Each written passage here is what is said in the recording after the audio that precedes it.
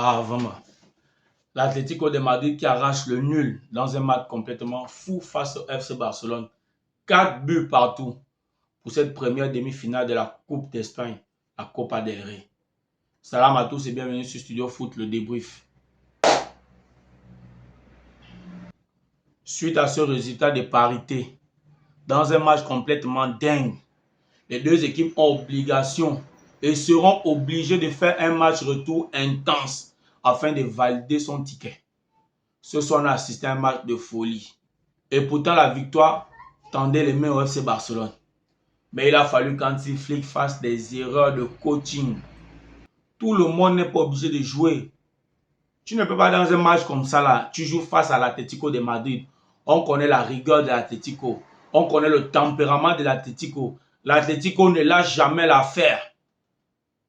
Le Barça mène 4-3. Tu fais sortir Lamine Yamal, Rafinha pour faire entrer Fermín López, Gavi. Tu fais ça comment? Ça ne peut pas. C'est l'Atlético. Ça ne peut pas. Fais ça avec une autre équipe. Non. Tu ne peux pas faire sortir Rafinha, Lamine Yamal. C'est-à-dire que tu tues ton secteur offensif. Parce que Gavi n'est pas un technicien. Fermín López n'est pas un technicien. On se retrouve avec une attaque. Gavi, Fermín López, Lewandowski. Mon Dieu, ça va aller où? Ça ne peut aller nulle part. Dans ce match, c'est l'Atlético qui commence fort. Très tôt, je pense à la 8e minute. Ouverture du score de Julián Álvarez. Julián Álvarez qui depuis un moment est en forme. Ça fait 2 matchs, 3 buts. Et il a déjà marqué autant de buts que la saison dernière à City. Je pense qu'à l'Atlético, il se retrouve. Simeone le met dans les bonnes dispositions. Il est en train de retrouver des qualités énormes. Julián Álvarez, pas mentir. Même son but qu'il a marqué en tant que Barcelonais, ça ne m'a pas fait mal, quoi. Parce que lui, c'est un gars que j'apprécie beaucoup. Et petite parenthèse, les Madrilènes là, likez mes vidéos parce que vous, c'est ça. Quand on dit que soit le Barça bien joue, bien que le Real joue un match, vous ne likez pas. Le Barcelonais que tu critiques le Barça ou que tu félicites, il like, il partage. Vous êtes tout dur. Likez, partagez. Ce n'est pas la corruption, on dit ce qu'on voit. Laissez la haine, ce n'est pas la rivalité. Ici, on fait des analyses claires. Quand c'est bon, c'est bon. Quand c'est pas bon, c'est pas bon. Donc, très bon match de Julián Álvarez. Je pense que c'est lui qui est sorti l'homme du match. Quelques minutes plus tard, c'est Griezmann qui double la mise pour l'Atlético Madrid.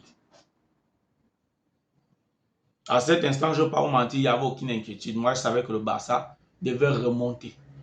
À partir du deuxième but, je pense vers la 17e ou 18e, le Barça prend le contrôle du match. L'Atlético ne touche plus les ballons. L'Atlético n'arrive plus à sortir les ballons. Le match devient compliqué. Le Barça réduit le score 2-1. Le Barça égalise 2-2 et le Barça prend l'avance. Le Barça prend l'avance. En allant à la pause, le Barça mène 3-2. Au retour de la pause, entrée de Lewandowski met le 4e. On se dit que là, le match est plié. Hansi Flick décide alors de faire les changements dans le désordre. Il fait sortir Rafinha, il fait sortir Yamal. On nous fait entrer des gars qui ne savent pas courir, des gars qui ont un problème de jeu technique, qui ont un problème d'aisance technique. Résultat, la défense de l'Atlético retrouve de la sérénité. Ils peuvent se projeter, comme ils ont l'habitude de faire, par des contre-attaques.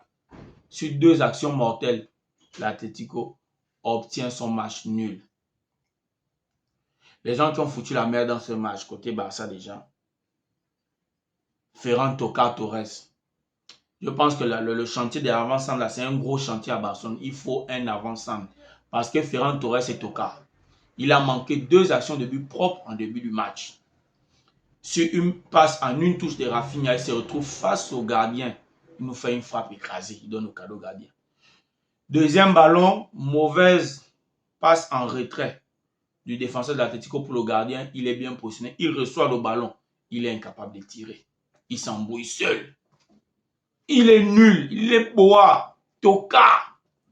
Son remplaçant Lewandowski, lui aussi, c'est un boa. Lewandowski, quand il a marqué un but pour qu'il marque un deuxième, c'est un miracle.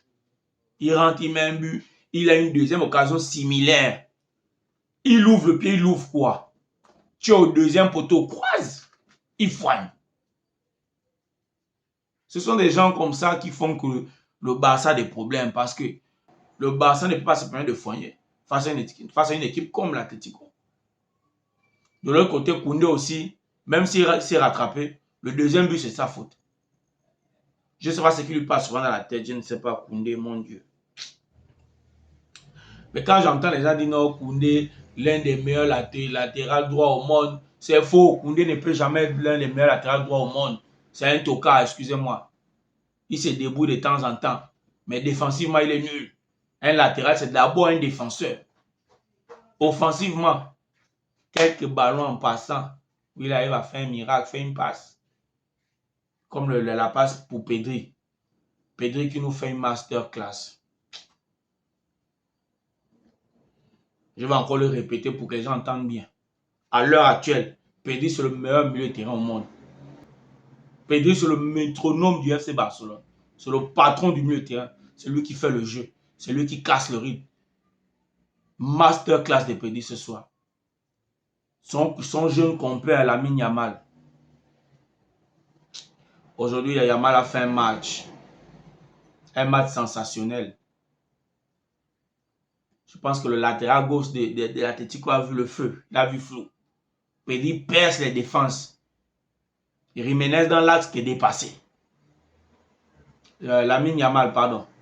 Jiménez qui est dépassé. Très bon match de Pedri. Très bon match de Koubassi qui marque le troisième but. Le deuxième but, c'est Inigo Martinez.